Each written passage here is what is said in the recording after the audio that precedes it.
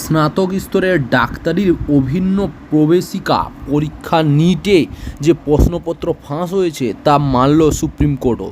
তবে পুনরায় নিট চেয়ে সুপ্রিম কোর্টে যে একাধিক মামলা হয়েছিল তার প্রেক্ষিতে সোমবার পুনরায় পরীক্ষা নেওয়ার নির্দেশ দেয়নি প্রধান বিচারপতি DY চন্দ্রচূড়ের বেঞ্চ। সুপ্রিম কোর্ট জানিয়েছে ফের পরীক্ষা নেওয়ার নির্দেশ দেওয়া শেষ অস্ত্র। তার আগে নিটে যে ব্যাপক অনিয়ম এবং গরমিলের অভিযোগ উঠেছে তা নিয়ে বুধবারের মধ্যে রিপোর্ট চাওয়া হয়েছে।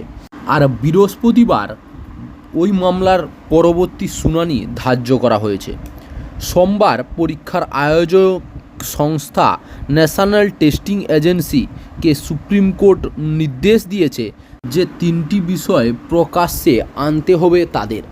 এক, কীভাবে প্রশ্ন ফাঁস হয়েছে; দুই, কোথায় প্রশ্ন ফাঁস হয়েছে; তিন, প্রশ্ন ফাঁস এবং পরীক্ষা হওয়ার মধ্যবর্তী সময় কত। শীর্ষ আদালত সোমবার নতুন করে নিট করানোর নির্দেশ না দিলেও ইঙ্গিত দিয়েছে যে অসৎ উপায় অবলম্বন করে যারা পরীক্ষায় উত্তীর্ণ হয়েছে তাদের জন্য ফের পরীক্ষার বন্দোবস্ত করা হতে পারে।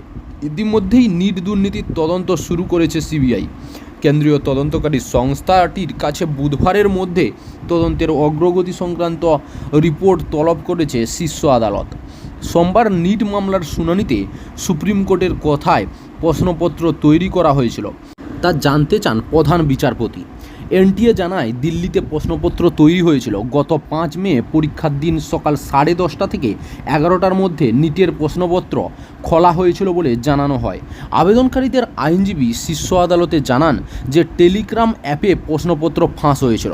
প্রধান বিচারপতির বেঞ্চ জানায়, যদি টেলিগ্রামের মাধ্যমে প্রশ্নপত্র ফাঁস হয়ে থাকে তবে বড় আকারের প্রশ্ন ফাঁসের ঘটনা ঘটেছে।